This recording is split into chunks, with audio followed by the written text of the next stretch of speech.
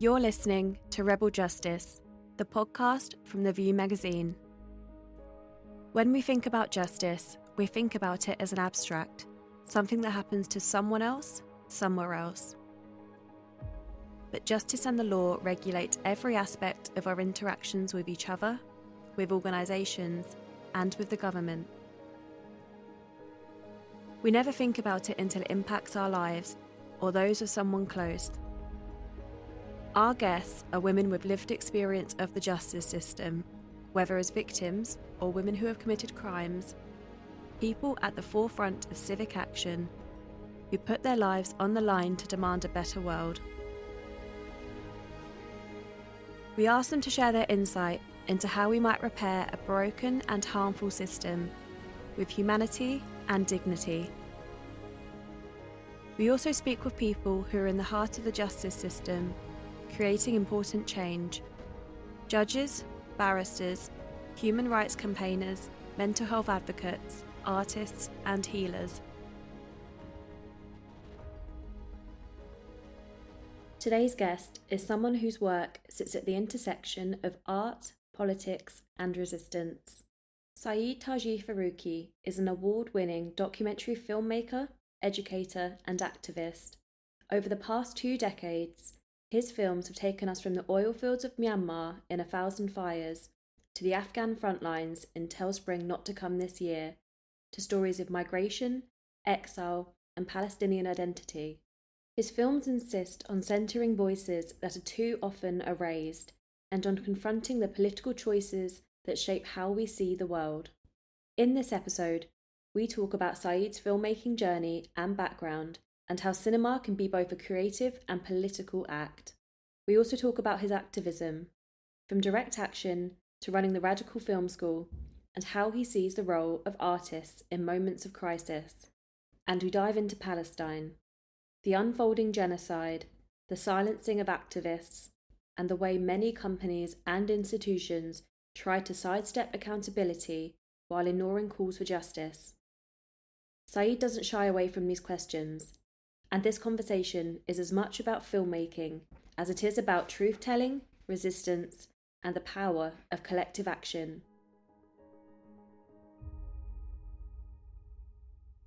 Well, I always just describe myself as a Palestinian, Egyptian, and British filmmaker, radical educator, and activist. And hopefully I integrate those 3 practices. That, for me, probably is the most important thing to stress about my work, is that I consider my work part of my activism. The two are really inseparable. So, you've been making films for over 20 years across the world around themes of conflict, human rights, colonialism, and you've been recognised with awards like the Amnesty International Film Prize and a Senior TED Fellowship. But if we go right back, can you take us to the moment that you began to realise that film can be used for more than entertainment? Yeah, by the way, I don't associate with TED anymore. We wrote a very public open letter, me and a few other of my colleagues at TED, just quitting the fellowship because they had strayed into, platforming, extreme right platforming. And for me, what broke me was that they had in the last conference 2 people who were genocide deniers of the Palestinian genocide. So anyway, I'd had enough. And I think we were proved right because one of Ted's most revered guests is Elon Musk, and he's turned out to be a neo-fascist provocateur, disgusting human being, disgusting business practices, white supremacist ethics. So anyway, they built their brand around him, and I'd had enough. Anyway, it's a difficult question, but I'll explain why. I mean, film. There's never been a question in my mind that film is more than, say, an industry or a form of entertainment, because I've always just had an extremely profound relationship with film, in the way that it's sort of, when I was watching films as a kid, it was such a transformative experience. It transported me. It was a way of sort of understanding other people's suffering in the same way that I was suffering. It was a way of seeing also beauty and joy in other ways. And so I had never really, I never thought of it as just film. I always took it very seriously. And then when I started making film, I always took it very seriously. But and you know, as a form of expression, as a form of culture, as an art form, as a you know, as a way for a society to express itself and to communicate. And then when I started making film professionally, I understood that they have a different concept of this idea of, you know, the impact of film, is that they sort of, especially in the documentary industry, they want, you know, a very linear relationship. They often want, like, you make a film and you change society, you know. And I never actually believed in that. That was never my motivation, even though I believe profoundly in the the potential for film to change lives, let's say. But I never bought into this idea of, you know, film can change the world, quote unquote. Partly because I just think it's really been co-opted by a very neoliberal system of marketing, right? It's a huge part of the marketing of films. It also buys into, again, a very neoliberal, I think, a neoliberal perception of charities or human rights work. So very often when people say, you know, this film can change the world, what they mean is there's some kind of corporate charity campaign and they expect it to have an impact, but that impact is probably measured in views or clicks. And the other reason is just I don't think it's necessary to, you know, if I'm making a film about Palestine like I'm doing now, it's totally unnecessary to say, all right, well, you're going to make this film, but on a practical level, how are you going to change the world with this? You know, it just seems to me like a totally misguided question. But I don't mean on your part, sorry. I mean on the part of film funders. But but there is a practical answer. It's just not what most of the film world thinks of. And I would say for me, when that really became concrete, is probably, you know, I have this radical film school, and what I realized, the participants in that film school taught me so much about the potential for film, because firstly, making films with other people was changing their lives, and then they can go on and change their communities, obviously. But they were also doing things like establishing collectives of filmmakers, because they couldn't see in the world the kind of film industry they wanted, so they were creating it. They were making community cinemas, you know. They were living in a housing estate that was going to be demolished, and in that housing estate, they set up a cinema where they showed films about the housing crisis. So I started to understand this different relationship between film and change, not in the kind of corporatized sense, but in a very practical, literal, material sense. And then what really changed my work altogether was when I started researching the militant cinema of the 60s and 70s, particularly the Palestine film unit. And they were filmmakers who thought of themselves as liberation fighters, but with a camera instead of a gun. So they were not objectively documenting the Palestinian resistance, they were participating in it. And they were willing to die for it. So when I saw that, I understood this was not just a form of entertainment, and that the feeling I had always had, which I never really understood its context, that there's something real about this, was it had a history to it, and that history suddenly made sense to me. Kind of going back to what you were saying about the Radical Film School, for those who haven't heard of it, obviously you gave an explanation of what it is. What kind of drove you to start this initiative, and what is the kind of most inspirational or transformation you've seen among participants from the school? I mean, actually, I was invited to sort of run it, so I didn't. It wasn't my own initiative, although it's something, you know, it's something I'd wanted to do for a long time. But there was a film program at a gallery, and it had sort of just disappeared, and then they wanted me to kind of reboot it. And me and the person who recommended me for that role, we sort of said, why don't we make it slightly different and have it specifically be about the kind of cinema that's not being made anymore?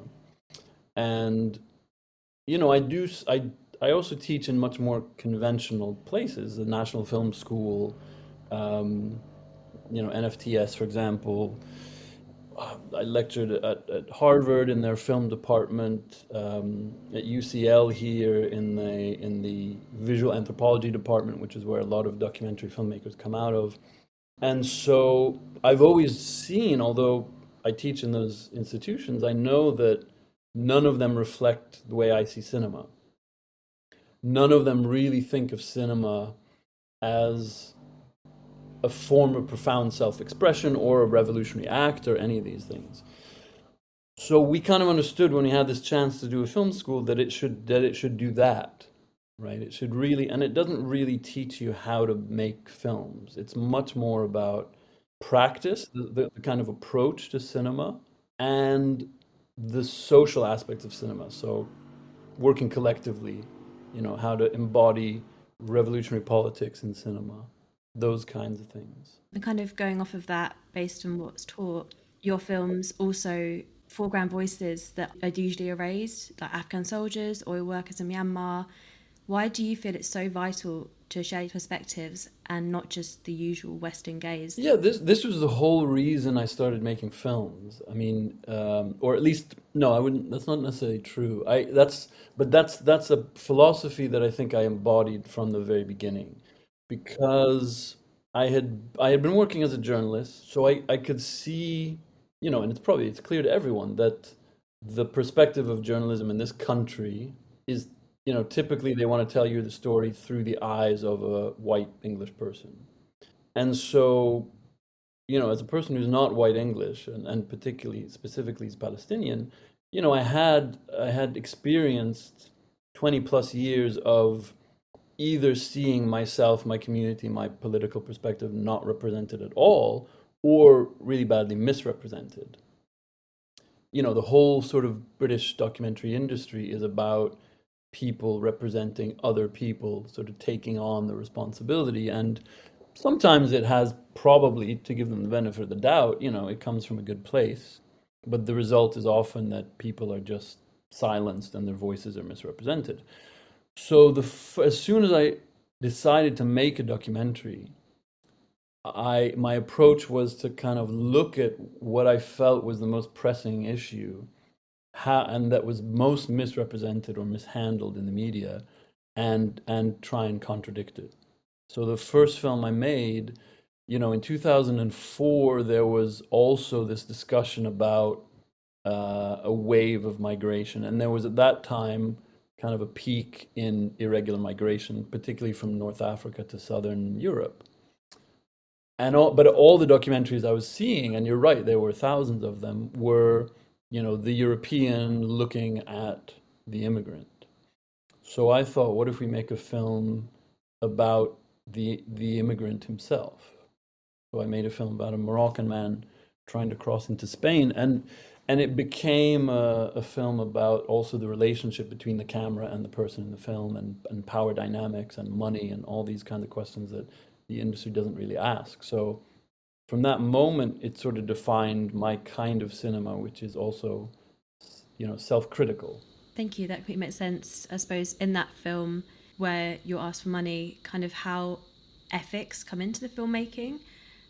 How would you say on a practical level that considering ethics, what would that look like on a shoot today for you?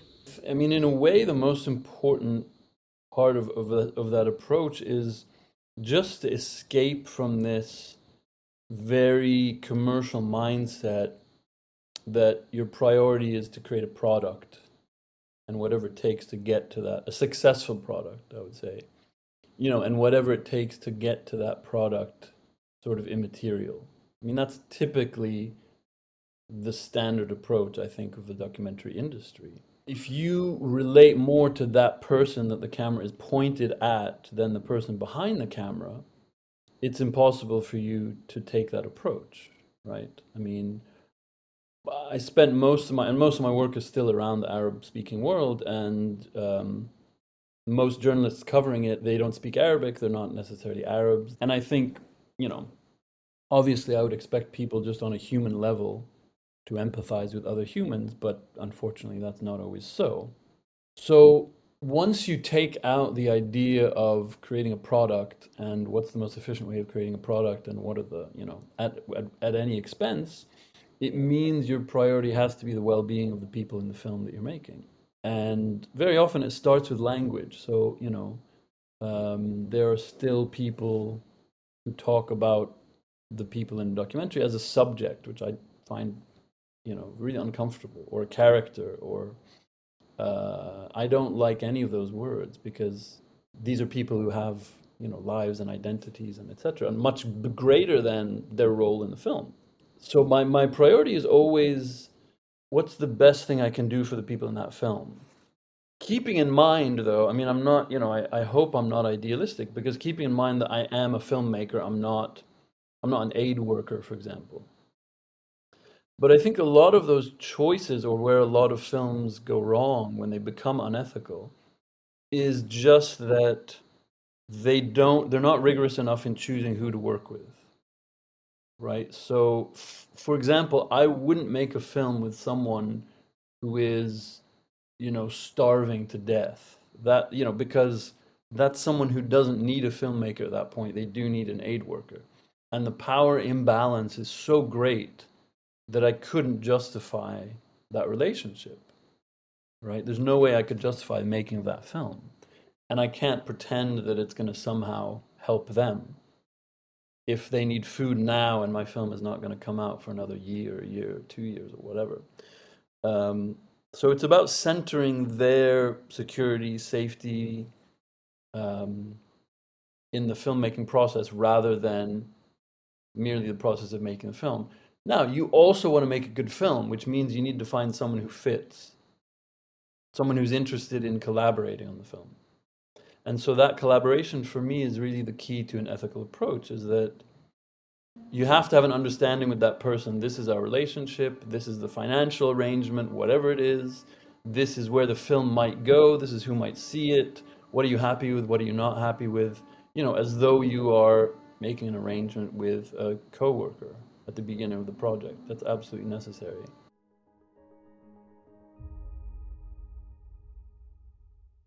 Given everything going on in the world, what role would you say that artists or filmmakers should play in moments of political crisis? I think the role for artists and filmmakers should always be to dissent against the tyranny of governments, of dictatorships, of colonialism, of capitalism.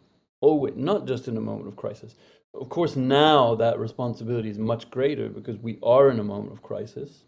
And, my whole work, my life, my career has changed dramatically in the last 2 years, in a sense that the genocide of the Palestinian people is my focus. Everything I'm doing now is about ending the genocide of the Palestinian people and fighting for the liberation of the Palestinian people.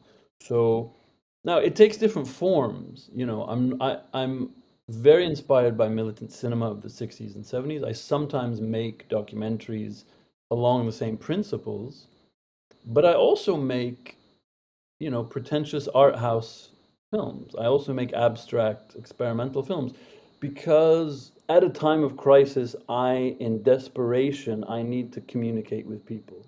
I need to find somehow a way of expressing that pain and fear and rage and resistance. And I want to sit with people and have a conversation with them afterwards about it. If I were a writer, I would write about it. That's my way of communicating. And I also want a forum where other people can feel that or communicate that freely. And I want those spaces to become spaces where we can discuss strategies of liberation. So, this is why essentially we don't teach how to make a film in the radical film school, is because, on the understanding that your work is ethical, it's not purely about the content of your film or what your film looks like or the form. It's about what you do with it. It's about how you make it. So the documentary I'm working on now, I'm collaborating with people arrested for protesting in the name of Palestine. Just bringing those people together is an act of resistance, because we're meeting each other, we're organizing with each other, we're hearing each other's stories, we're feeling new forms of sympathy for each other. Then when we make the film together, we're sharing our experiences. Then when we show the film, it becomes a forum for also organizing, sharing strategies, learning how to dissent. So the artist should be the liberation fighter that's pushing at the edges of, especially now, even if we forget Palestine, the government's really authoritarian attempt to limit, to suppress freedom of speech in this country, to completely control and dominate our right to dissent from the government's position. It's a really dangerous place we're in now. Politics has failed, mainstream politics. Unfortunately, even, politicians who dissent from the mainstream parties, as we see now with the new party on the left, are also not necessarily doing very well. I don't have faith in parliamentary politics in and of itself. I have faith in the power of individuals to create a mass movement that forces change. And sometimes that message takes the form of a work of art or film.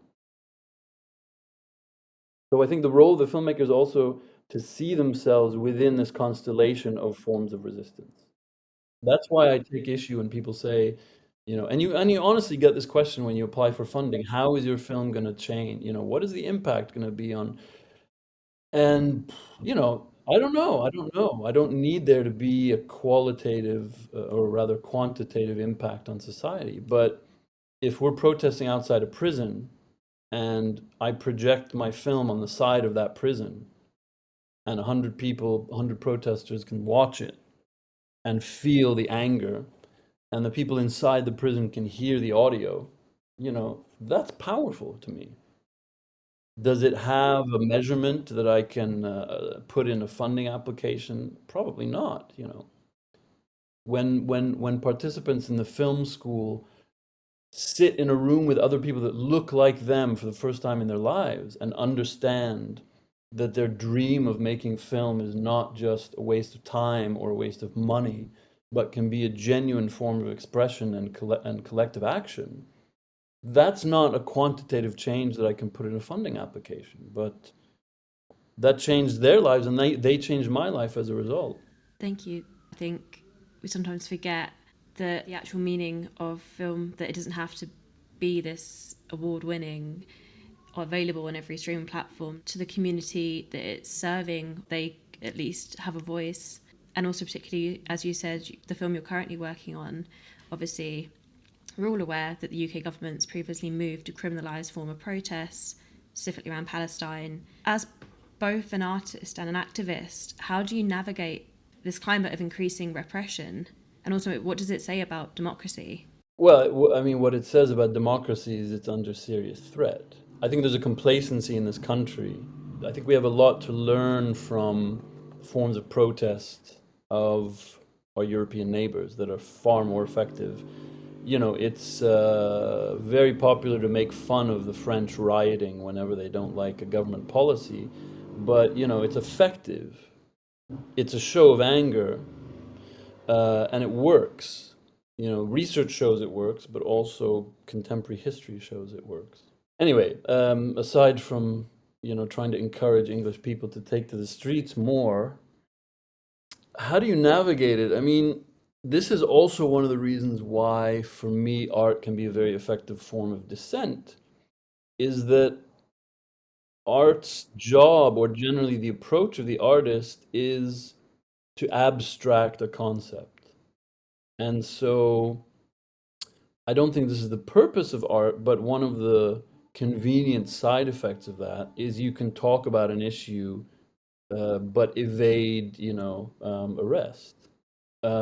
Some groups are now outlawed. And even outside of that, freedom of speech is severely being criminalized. But when I make work that's abstracted, in a way, it gives me a form of freedom because I can speak to my community and people who want to organize and resist. They understand what that film means, or what that image means, or what that piece of sound means. But again, I think our responsibility is not just in the production of the work, but in the entire process. Who we're working with, where our funding is coming from, where the film is shown.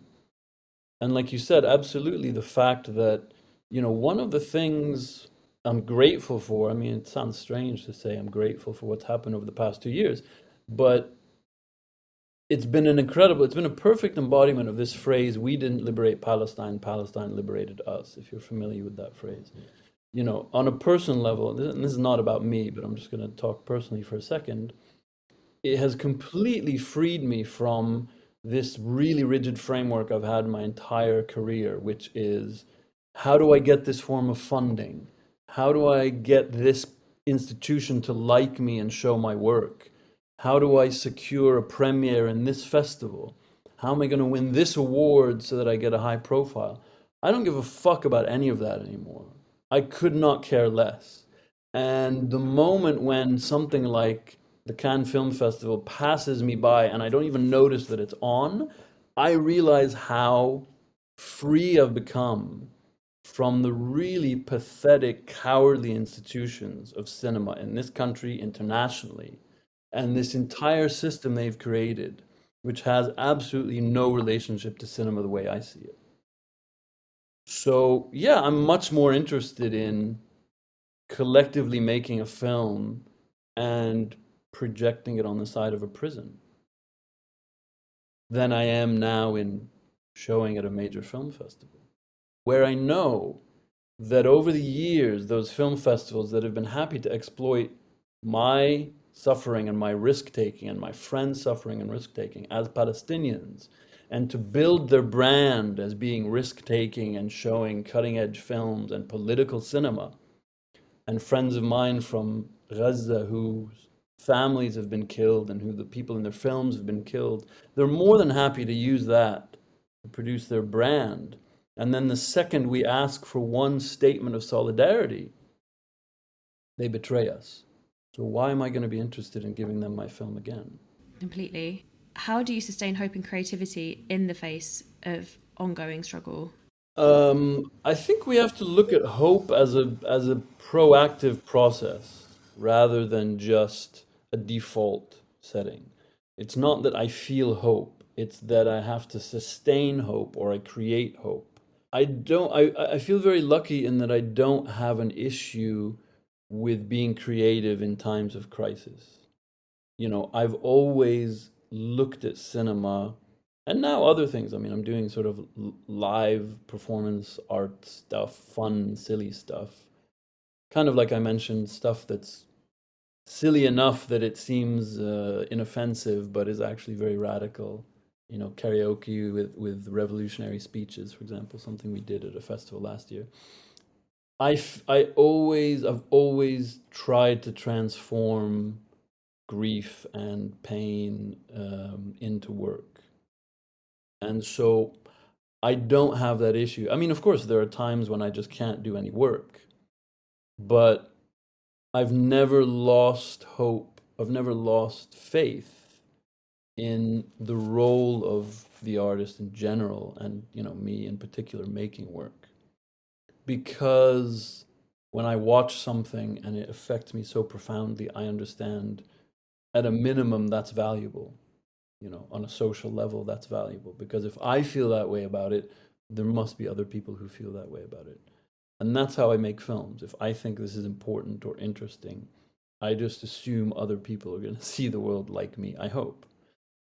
But I think what's difficult is sustaining only art, which is why for me the activism is also essential because there are various reasons for making art, and I think I've kind of tried to explain them now. But how am I going to stop the genocide now? This is why, as an activist, I was interested in materially breaking the supply chain of Israeli weapons. You know, so I think for me, I have to do both at the same time, and I have to make each of them in relationship to the other. So, you know, the way that my art is a form of resistance and protest, the whole process of making it, I hope, at least that's the intention. I also feel like my activism is a form of creating a narrative, you know, of building a sort of continuity because the activism Palestinian cinema in particular is not just to make a good film or a moving film, but it's that you're building the idea of continuity of a culture that has existed for hundreds of years and will continue to exist. And one of the ways that we assert the continuity of a culture is the artwork that we create. You know, I'm always inspired because my mother was an archaeologist, and the idea that artwork creates a historical legacy that you can dig up in 1,000 years' time and reinterpret, I find that absolutely fascinating. You know, now when we look online and we find clips from films of the Palestine Film Unit, because actually the archive was stolen in 1982 by the Israelis and the Israeli military, and they still have it. But occasionally you find a clip online, and for me, that's like a process of archaeology. And it's fascinating to see and try and understand how it was made in context and why those images were chosen and that sound and why that language. But what I also find incredible is when you look at a work, you know, from 1972, for example, and the militants in that film are saying exactly the same things we're saying today and dealing with exactly the same issues we're dealing with today. So you understand a continuity of culture and a continuity of struggle, meaning we're inheriting that resistance from the people who started building the movement themselves. Thank you. I think probably the most impactful part of the film in Strange Cities Are Familiar, when he's buying the tickets and he says the line, "Your country isn't in our drop down." For me, that was the most powerful part of the film. That's very kind. No, I appreciate that. Yeah, I mean, in a way, that line is sort of, you know, it's almost like this phrase, the banality of evil.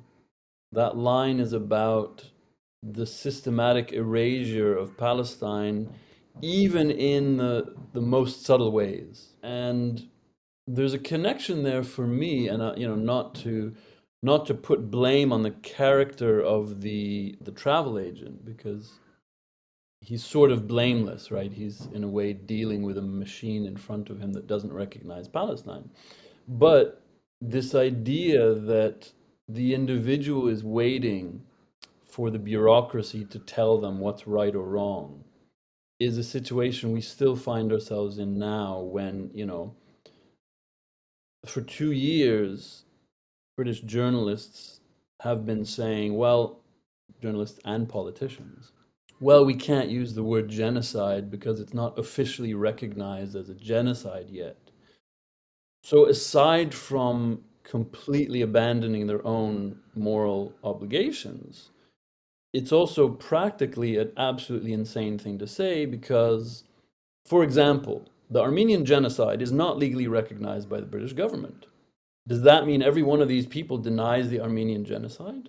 You know, if they're waiting for the ICJ to make a ruling, that's a 5 to 10 year process.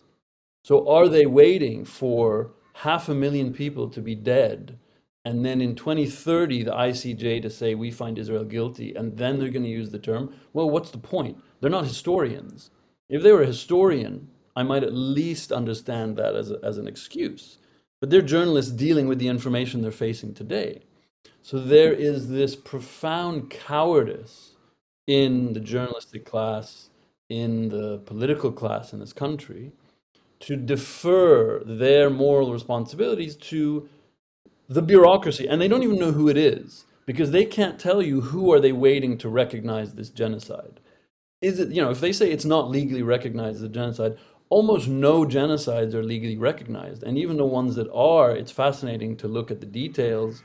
I mean, I was just listening to a podcast about this the other day.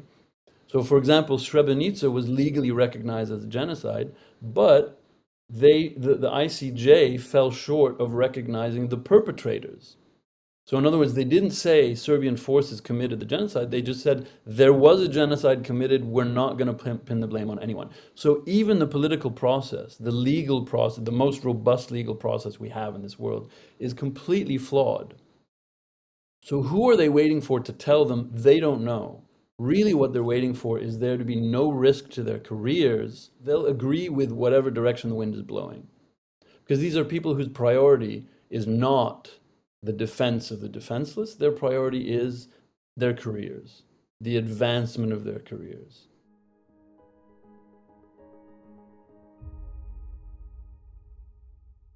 Finally, for listeners, creatives, activists, filmmakers who may feel powerless in the face of everything in front of us right now, what message would you like to give them, and almost what action would you like to encourage? Oof, I don't really do messages. I mean, but I'll tell you why, because there are dozens of ways of engaging as an activist in the resistance, but there are also dozens of reasons why that may not be possible for individuals, okay? I'm very happy to blame politicians and journalists, etc. But, as individuals, I cannot encourage someone, for example, to chain themselves to the gates of a weapons factory if they are poor and caring for a parent, for example. So while that might be an incredible movement, for legal reasons, I can't say it, and for, ethical reasons on an individual basis, there are very good reasons for people not to take part in something like that. If your immigration status is can't afford to be arrested, whatever it may be. But what I think is the most important thing is that within everyone's sphere of life, that they are constantly resisting in whatever way they can resist. So there are always people willing to take more risk. There are always people who can't take that much more risk. But the movement succeeds when every aspect of society is pushing in the same direction. So that's also a reason why I don't undermine things like a march, right? There are people now in the movement who say you can have 500,000 people in the streets every week, but the genocide hasn't finished, hasn't ended. We haven't stopped the genocide. Or I've been writing to my MP for years and they ignore me. Or I've boycotted Spotify now, for example, because the CEO invests in Israeli weapons, but it makes no difference. Or these celebrities have made a statement, but it has no material effect. On an individual basis, yes, if we analyze each of these individually, we could very easily say it has no effect. Just as people have told me they believe chaining yourselves to a weapons factory has no effect. Fine, we can critique those. But if every one of those things is happening at the same time, and the tide becomes impossible to ignore, and that's also contributing to isolating Israel culturally, financially, politically, then eventually it's going to have an effect that's irreversible. In the same way that apartheid South Africa required, decades of work from all aspects of society. So I think the most important thing for people to commit themselves to is to find their form of resistance and commit to it and accelerate it when it needs to be accelerated. As you said, different people, different backgrounds, they can't commit to the same that a wealthier white British person can do. So I think it's really important to acknowledge that whatever is possible for you, because some people might feel that they're not doing enough just by virtue of they can't do any more, because it might threaten their status in the country, many things. So I think it's super important. Yeah, and also, if I know many people who wish they could do something else. They wish they could do something more, but they can't. But there are always ways to support those people who are doing something more. So, I would love to go do medical work in Gaza, for example. But I'm not a doctor, and that's a risk that I'm not willing to take because I might be killed. But I can support people who do, whether it's financially or publicly or politically or socially, or whatever it may be. So, not everybody has to be there. And in fact, I don't think that would be the most effective form of resistance if everybody was there. Um, but everybody should be able to do something and commit to that form of something. And it does require, I don't want to give everyone too easy a ride. I do think that this time in our lives, because it's an extreme situation and we are staring down the barrel of a gun every day, not just the genocide in Gaza, but also the threat to democracy and freedom of speech in this country. That everything we talk about, everything we teach children in school, and we learn in a civics class, and we study in university, and the films we make about resistance heroes, and whoever, choose your socially acceptable hero in this country, World War II, the resistance fighters in Nazi Germany, the international brigades in the Spanish Civil War, etc., etc. This is a country that loves historical heroes. And if we admire their principle, and we're raised, and me as a Palestinian in Britain, raised with a whole other level of appreciation of heroism, the entire thing is based around, if you were faced with this, what would you do? That's the whole social concept of the hero. It's designed so that when you see what they went through, you would do the same thing. So there is a barrier of fear that people have to get over. I'll put it in a more positive way, right? Not to make people feel guilty. This is probably the one chance in everyone's life in this country to participate in a liberation movement. That's an incredible gift. When I think about the liberation movements of the past, I have this incredible envy that I wish I was there. I really aspire to be that kind of person, or to see it. When I see photographs of people on the streets in Portugal after the peaceful revolution that threw out their fascist dictator, it just brings me to tears, because it's ordinary people on the street laughing, crying, and hugging each other. I wish I was there. And I know everyone has their own scene that they can look at and say, I wish I was there. But that there is today, that there exists here in Britain. And everybody has the opportunity to take a role in a moment like that 20 years from now, we're going to look at photographs and either see ourselves in it or wish we were in it. So there's a realization that I don't think most people have reached yet. We haven't yet understood. And I think when the bombing is over and international diplomats and journalists are allowed into Gaza and documentaries are released, etc., etc., I don't think people are prepared for what they're going to see.